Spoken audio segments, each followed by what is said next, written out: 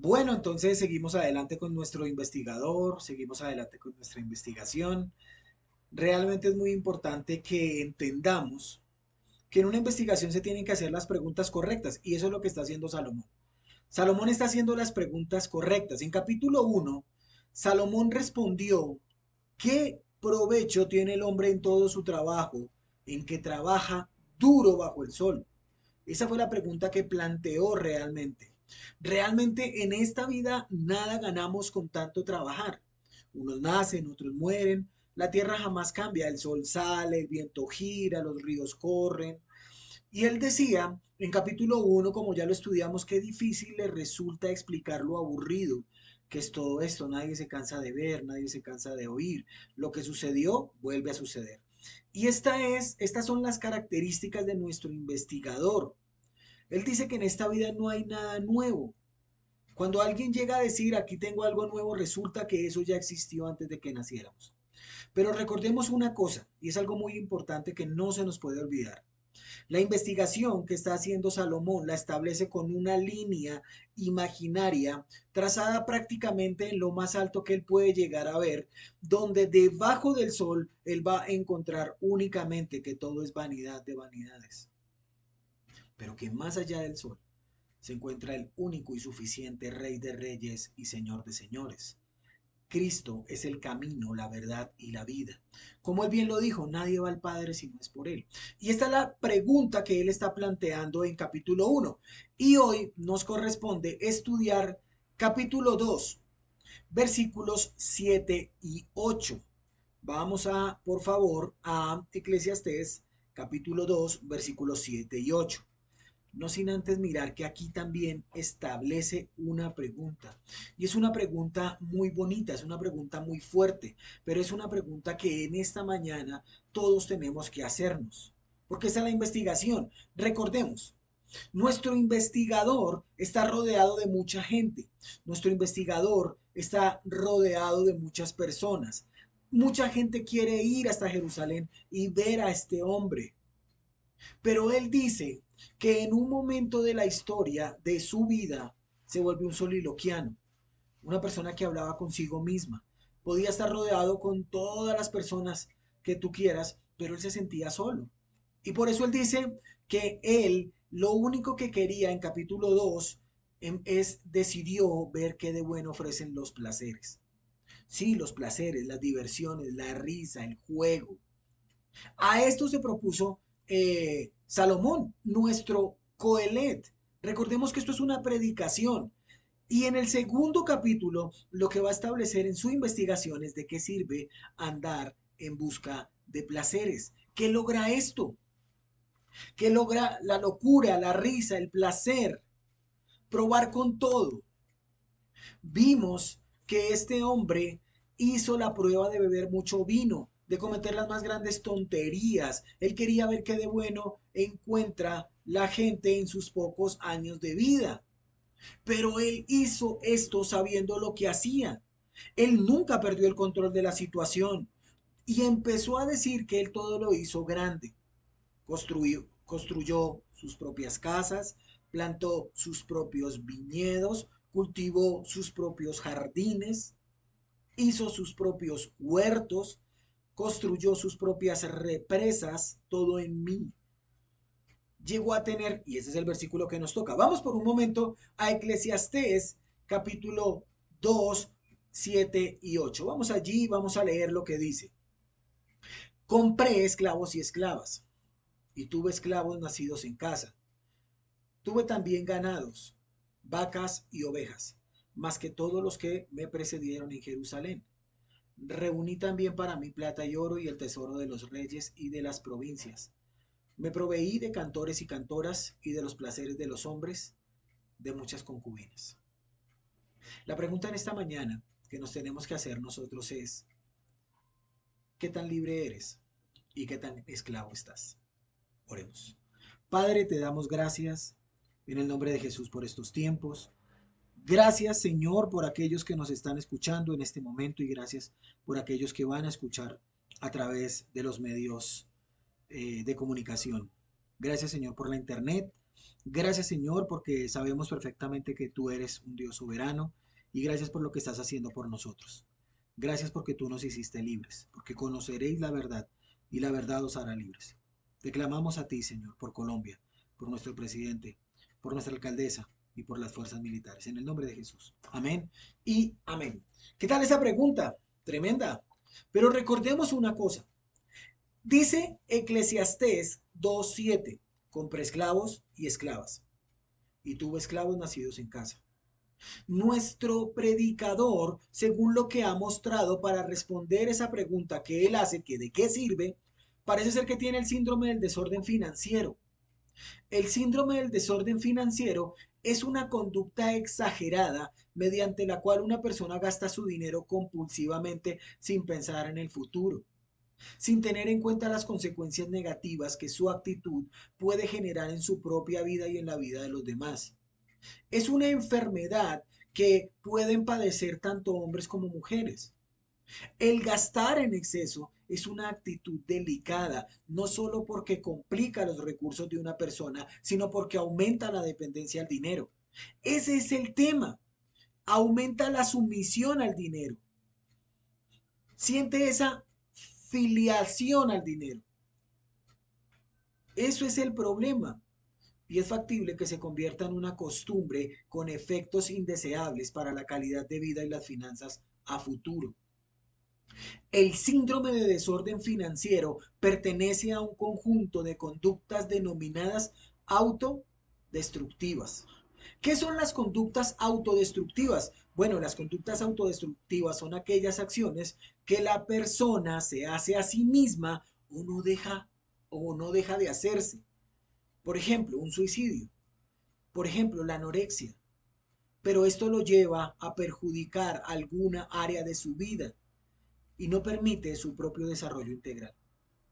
Es una forma de actuar inconsciente a través de la persona, a través de la cual la persona gasta dinero, invierte, compra, hasta quedarse sin recursos. ¿Has visto esa persona que compra en el día sin IVA el mejor televisor, el más grande, pasa la tarjeta, va y lo cuelga, lo disfruta, pero que cuando llega la cuota no tiene cómo pagar? Bueno, nuestro predicador está pasando momentos difíciles. Nuestro rey tiene un gravísimo problema debajo del sol. Está sin Dios. Todas las decisiones que está tomando, las está tomando de corazón.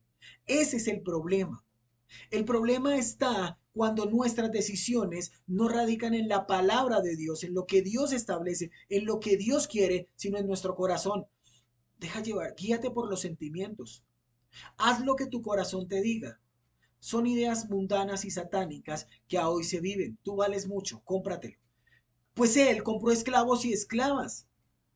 Y otros, dice la Biblia, nacieron en mi propiedad. Nuestro investigador está viviendo al límite, está viviendo de sus límites y abusando de sus finanzas, de sus recursos. Está saliendo de sus propios límites. Peor aún, está saliendo de los límites que Dios estableció en la ley. Vamos por favor por un momento a Levítico capítulo 25. Levítico 25, 38. Levítico capítulo 25, versículos 38. Dice así la palabra de Dios en Levíticos 25:38. Yo soy Jehová vuestro Dios, que os saqué de la tierra de Egipto para daros la tierra de Canaán, para ser vuestro Dios. Y si tu hermano empobrece estando junto a ti y se vende a ti, no le harás servir como esclavo, como jornalero, como peregrino. Estará a tu lado. Hasta el año del jubileo servirá a tu lado.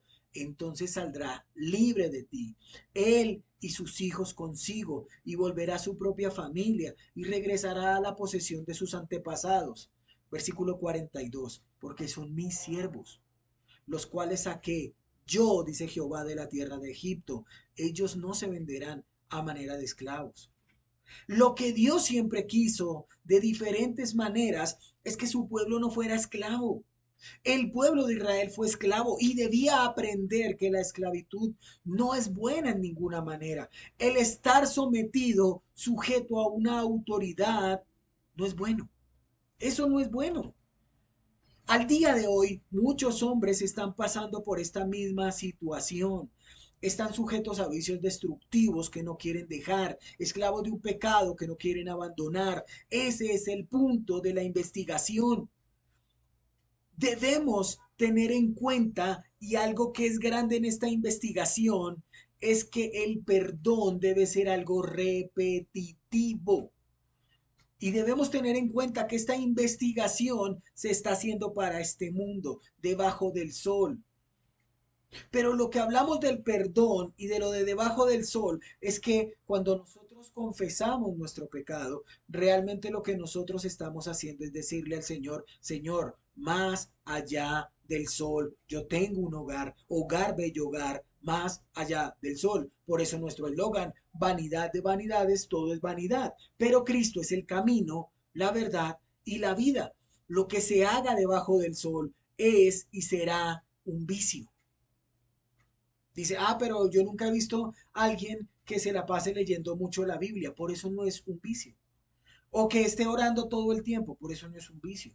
¿Qué es un vicio? Es una excesiva afición a algo, especialmente si es perjudicial. El vicio de beber, la mala costumbre, el hábito de obrar mal, el mentir es un vicio. Pero estos vicios te condenan. Este vicio te condena. O sea, te ejerce un castigo que se impone al que ha cometido esa falta. ¿Por qué no hay excesos buenos? Bueno, realmente por definición podemos decir que exceso ya es de por sí malo.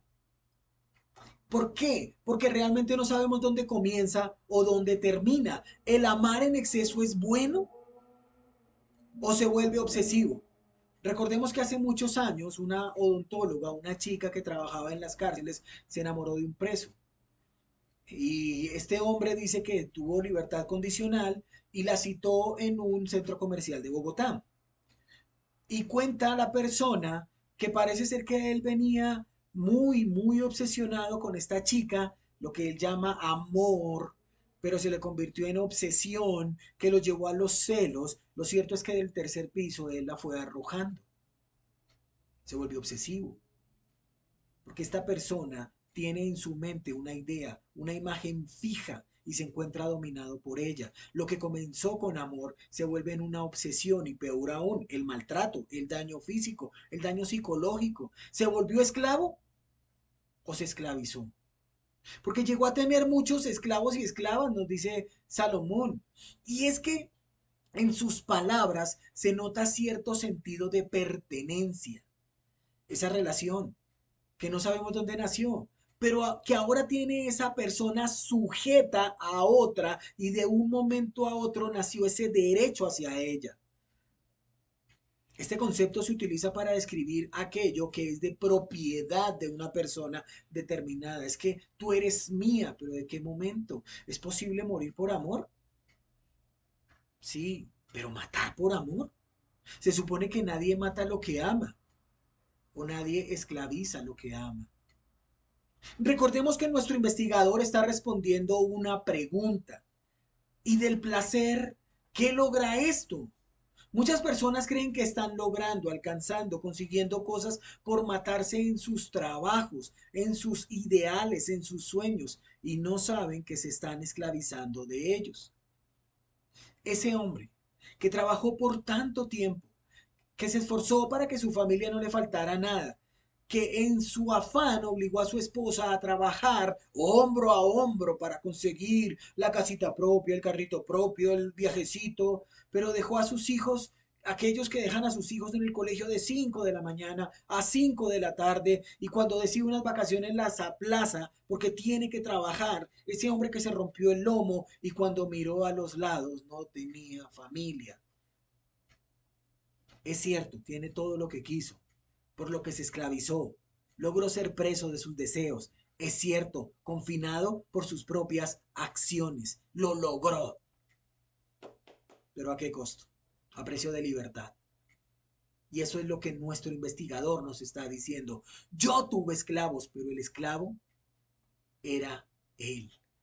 Él tenía esclavos, pero él se dejó esclavizar. El hombre siempre habla de libertad. Siempre. Miren, hagamos este ejercicio. Cesó la horrible noche, la libertad sublime. Es el himno de Colombia, nuestra amada nación. El himno no es ajeno a esa libertad. Esta es la primera estrofa. Mire lo que dice la séptima estrofa. En su expansivo empuje, la libertad se estrena del cielo americano formando un pabellón. Nos venden la idea de libertad, pero ¿por qué allí se nos dice que somos libres? ¿Tenemos verdadera libertad? Todos somos de alguna manera esclavos. Hubo un hombre que se llamó Walter Rizzo y dice, hay algo peor que ser un esclavo del amor o de la pareja. Y dice, sí, hay algo peor, es ser un esclavo feliz. Salomón en medio de su investigación se dejó llevar por los excesos, por los placeres, por la vida sin Dios, por las cosas agradables con des. Él pensó que eso era agradable, pero realmente era desagradable de este mundo. Este libro, como ya lo vimos en la introducción, fue escrito por allá en el año 977 antes de Cristo. Estamos hablando de más o menos alrededor unos 3000 años al día de hoy. Y esta verdad de la esclavitud es más real hoy que nunca. ¿Piensas que eres libre? Pero en realidad eres un esclavo. ¿Saben que me gusta como lo dice Pablo? Vamos por un momento a Romanos, capítulo 6, versículo 16. Esto lo dijo Pablo por allá en el año 56, poco más o menos, y a hoy sigue siendo actual. Romanos 6, 16. Y es una pregunta. Romanos 6, 16. ¿No sabéis que si os sometéis a alguien como esclavos para obedecerles, sois esclavo de aquel a quien obedecéis, sea del pecado para muerte o sea de la obediencia para justicia? Versículo 17. Pero gracias a Dios, que aunque erais esclavos del pecado, habéis obedecido de corazón a aquella forma de enseñanza a la cual fuisteis entregados. Versículo 18. Y libertados del pecado, fuisteis hechos esclavos de la justicia. O somos esclavos del pecado para condenación, o somos esclavos de Cristo para justicia. Es blanco o negro, no hay matices. No es que yo me siento, tú te podrás sentir como quieras, pero eres esclavo de algún vicio para condenación o realmente eres un esclavo de Cristo para justicia. Ese es el todo del hombre. El investigador optó por tener esclavos. ¿Sabes que me gusta como lo dice la Biblia de Jerusalén? Mira como dice el versículo en la Biblia de Jerusalén. Me encanta como lo dice. Mira, dice, tuve siervos y esclavas. Poseí servidumbre, así como ganados, vacas y ovejas.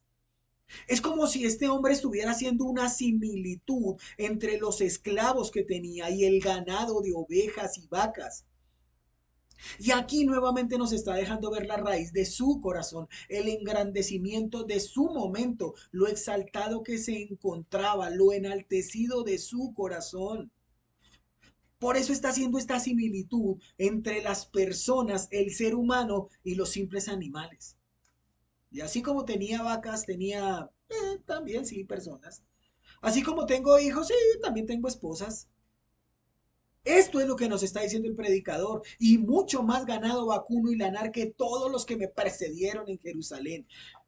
¿Está mal tener? Y la respuesta es no. No, por favor, nunca malinterpretemos la escritura.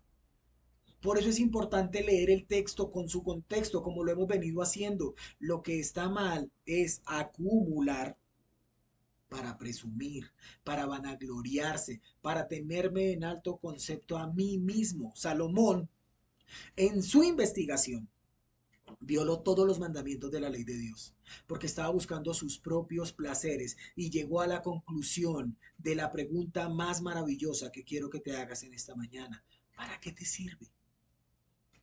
Dime tú, ¿para qué te sirvió trabajar y esforzarse tanto y obligar a tu esposa a que hiciera eso mismo para quedarte hoy sin ella y estar vacío y solo? Dime tú, ¿para qué te sirvió que la casita, que el carrito, si terminaste en un asilo? Recordemos que Salomón fue un coleccionista, pero un coleccionista de todas las cosas que Dios le había dicho no. O el hombre, la Biblia dice, el que no es conmigo, contra mí es. Y eso es algo puntual en esta mañana. O eres esclavo de Cristo para justicia, o eres esclavo del pecado para condenación, o blanco o negro, no hay matices. Vamos por un momento a Deuteronomio, capítulo 17, versículo 14. Deuteronomio 17, 14, y vamos a leer una buena porción de allí, porque realmente es algo muy importante que nosotros debemos entender en esta mañana. O estás en Cristo o estás fuera de Él, o estás con Él o estás en contra de Él. No digas, es que yo llevo una religión a mi manera. No la hay. Deuteronomio 17:14. Dice así el Señor, cuando entres en la tierra que el Señor tu Dios te da y la poseas y habites en ella y digas, pondré un rey sobre mí como todas las naciones que me rodean. Ciertamente pondrás sobre ti al rey que el Señor tu Dios escoja. A uno de entre tus hermanos pondrás por rey sobre ti. No pondrás sobre ti a un extranjero que no sea hermano tuyo. Además, el rey no tendrás muchos caballos, ni hará que el pueblo vuelva a Egipto para tener muchos caballos. ¿Cuántos caballos tuvo Salomón? Demasiados, demasiados. ¿A dónde los compró? En Egipto. Pues el Señor te ha dicho, jamás volveréis por ese camino. Tampoco tendrás muchas mujeres, no sea que su corazón se desvíe. Tampoco tendrás grandes cantidades de plata u oro. Mujeres, 700 más 300. Oro, todo el que tú quieras. ¿Por qué? Porque hasta sus copas, sus tenedores, sus platos, su silla. Imagínense si yo me siento cansado en esta silla por más de 45 minutos, ¿cómo será un hombre que lo pone ahí en una silla de oro?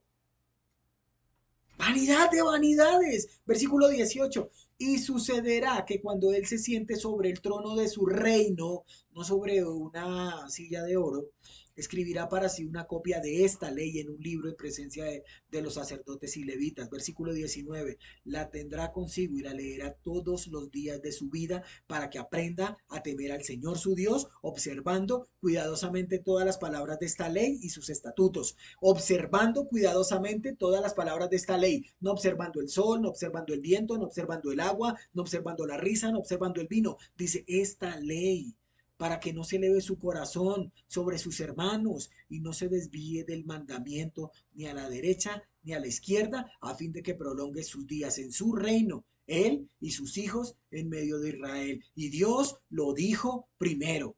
Dios lo advierte, pero descubrí, dice Salomón, que eso también carecía de sentido. En todo falló el sabio Salomón. Salomón pensó en progresar, pero él sabía que empeoraba. Salomón pensó avanzar, pero lo que sabía es que se estaba estancando. Damas y caballeros, con Dios no hay neutro. Esto no es un carro automático, no existe el neutro donde tú le pones la D de démole o la R de retroceda. No, es o para adelante o para atrás. Neutro con Dios jamás. Decidí estimular mi carne y dejarme llevar por la insensatez. A hoy el mundo entero prefiere dejarse llevar por la insensatez que por un Dios de orden que lo tiene todo bajo su control. Él lo decidió. Sabía muy bien lo que estaba haciendo. Pregúntate en esta mañana si tú sabes muy bien lo que estás haciendo. Salomón se convirtió en un hombre jactancioso, fanfarrón, que presume de lo que no es. Y podemos decir que Salomón tenía el dinero, el tiempo, la gente, todo para hacer alarde de esta investigación. Y sí, es verdad. Pero este hombre era un siervo de Dios. Esa es la diferencia. ¿Sabes cuál es nuestro mayor error? Exigirle a una persona que no tiene a Cristo en su corazón que se comporte como si fuera un cristiano, un creyente, un hijo de Dios. Eso no debe ser así. Pero Salomón era una persona que tenía el temor de Dios y se comportó como una persona que no quería agradar a Dios. Debía comportarse de esa manera. ¿Cuánto tiempo, mi querido Eclesiastés, mi querido Salomón, mi querido investigador, mi querido predicador, te demoraste en esto. Bueno, la verdad es que la Biblia no lo dice, pero esto fue una realidad en la vida de Salomón. Pero de algo estoy seguro. Esta investigación está arrojando resultados magníficos para ti y para mí. Porque la Biblia es una espada de doble filo que primero corta aquí. Y mira los resultados. ¿El hombre tiene dinero? ¿Para qué sirve? ¿El hombre tiene bienes? ¿Para qué sirve? ¿El hombre tiene mujeres? ¿Para qué sirve? ¿El hombre tiene todo lo que quiere? ¿Para qué sirve? Entonces, ¿cuál es el fin de todo discurso?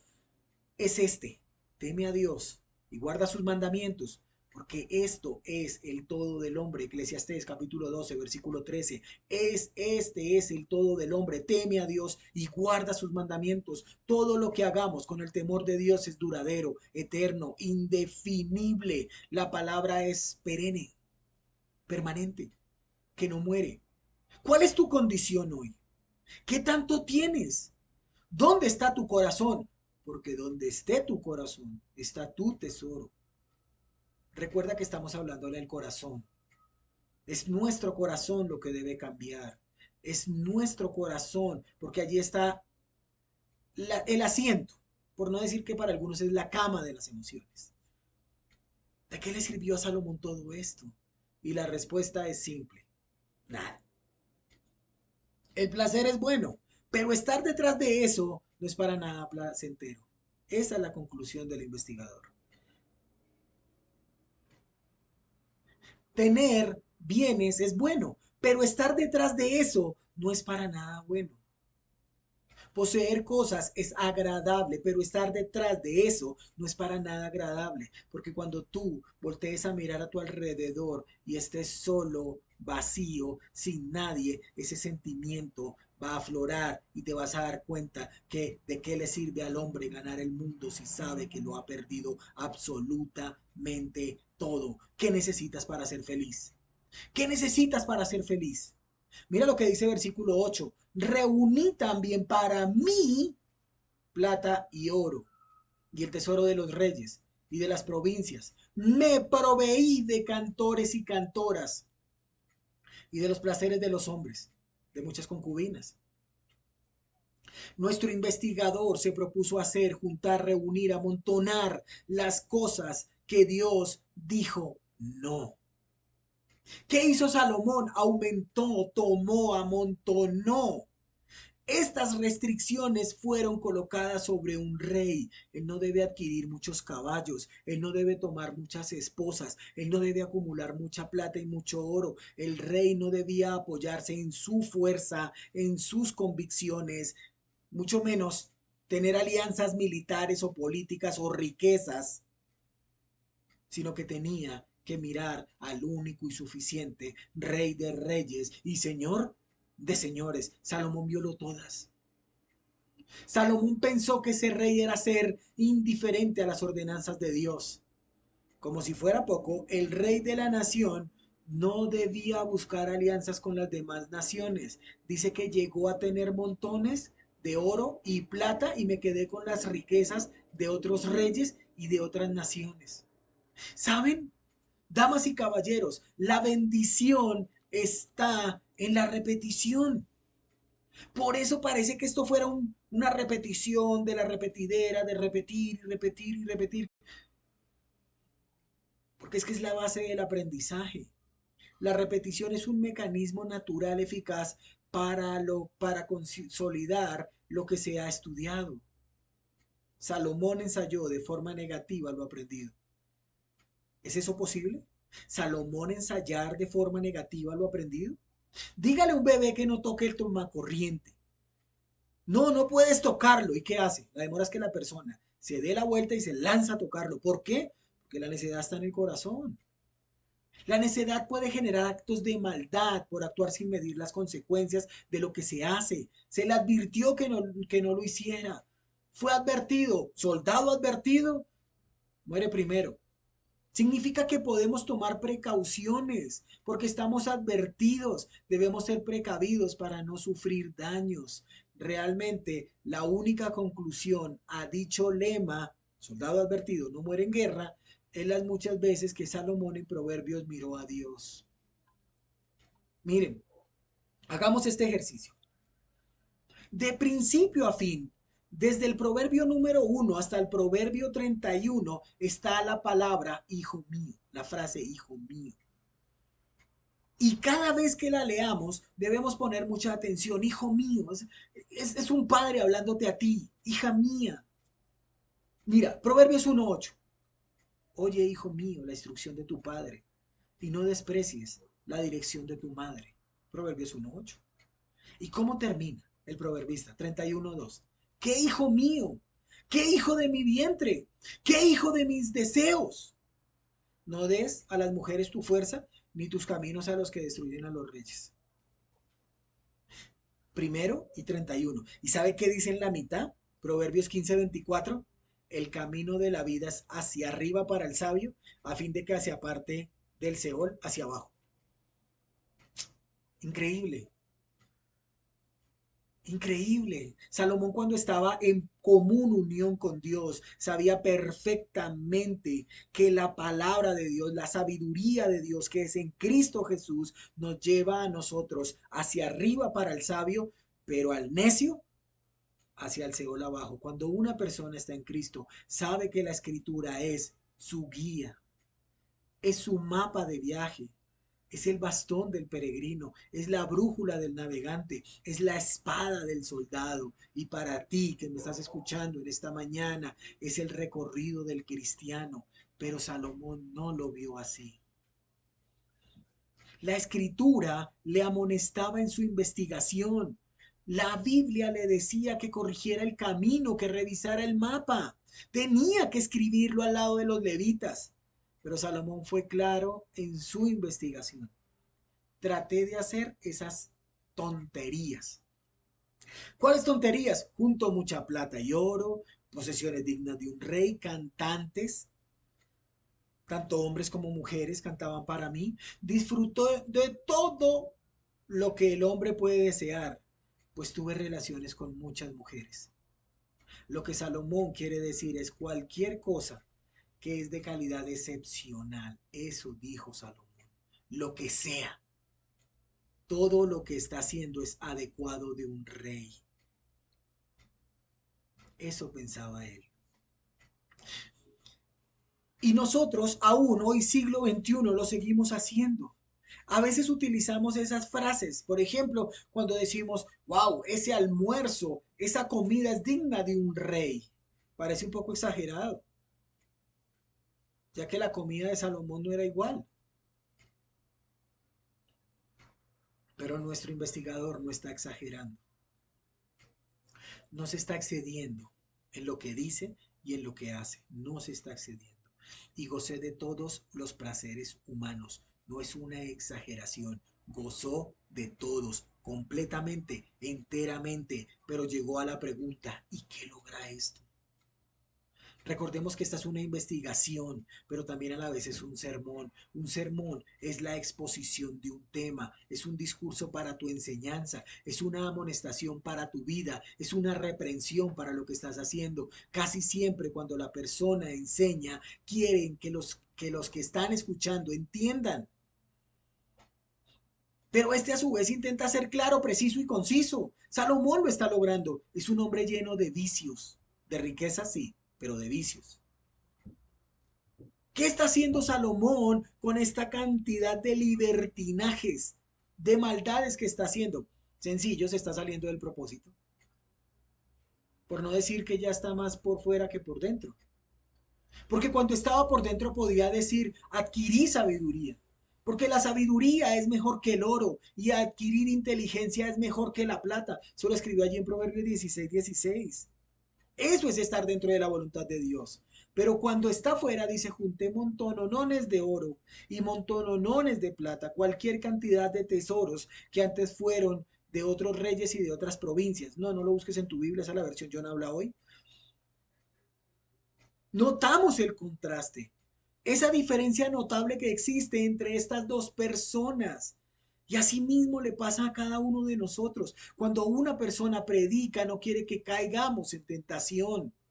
Pero si el predicador cae en tentación, cada consejo, cada versículo, cada sentencia, esa persona lo conoce. No hay nada peor que intentar enderezar la mente de una persona que ha sido bañada, instruida, alimentada por el Evangelio y está en pecado.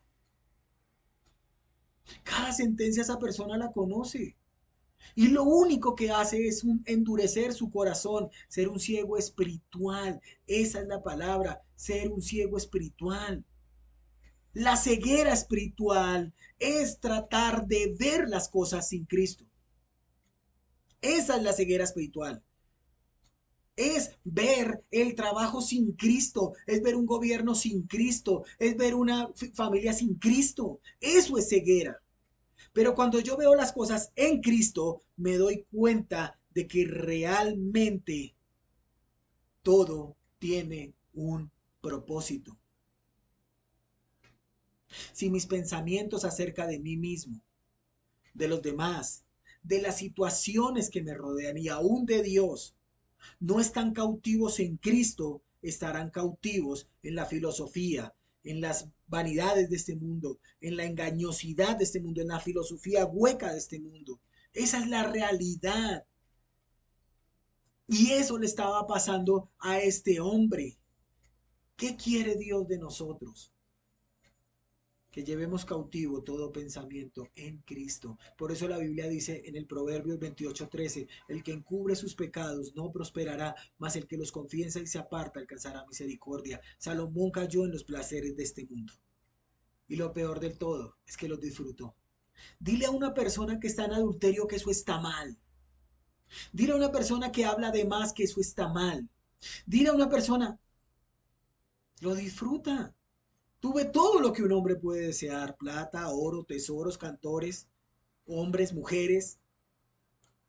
Es como el hombre que empieza a ganar plata y trae el conjunto vallenato para que despierte a todos los de la escuadra y trae a todos los amigotes, pero que está mostrando realmente la miseria de su corazón, mostrando la necesidad de Dios y la desdicha de dar rienda suelta a sus propios deleites. Una persona sin Dios es vacía, tenga lo que tenga. Eso es lo que Salomón quiere hacer en esta investigación. ¿Y sabes qué está haciendo Salomón en esta investigación? Está rogándote que no caigas en ese mismo error, en ese mismo pecado que él cayó. Pablo lo dice de esta manera en 2 Corintios 5:20. Somos embajadores en nombre de Cristo, exhortándoos Dios por medio de nosotros. Os rogamos, tú que me estás escuchando en esta mañana, te suplico, te imploro, te solicito, te demando en nombre de Cristo, reconcíliate con Dios. Esto lo hace Pablo, lo hace Dios a través del Génesis hasta el Apocalipsis. Reconciliémonos con Dios, ese evangelio. Y si tú que me estás escuchando en esta mañana, no estás reconciliado con Dios, hoy es el día. La Biblia dice que somos pecadores, que estamos separados de Dios. La Biblia dice que no hay justo ni aún uno, no hay quien haga lo bueno, no hay quien busque a Dios. Nadie quiere buscar a un Dios de revelación, nadie. Pero la Biblia también dice que de tal manera amó Dios al mundo que dio, Él lo entregó, lo envió, dice Gálatas 4:4, para que tú y yo fuésemos salvos por medio de un sacrificio, porque la Biblia dice, sin derramamiento de sangre no hay remisión de pecados, no hay perdón de pecados. La Biblia dice en 1 Corintios capítulo 15 que realmente este es el evangelio que les declaramos, que Cristo vino a este mundo, que Cristo murió en una cruz, que fue sepultado y que resucitó.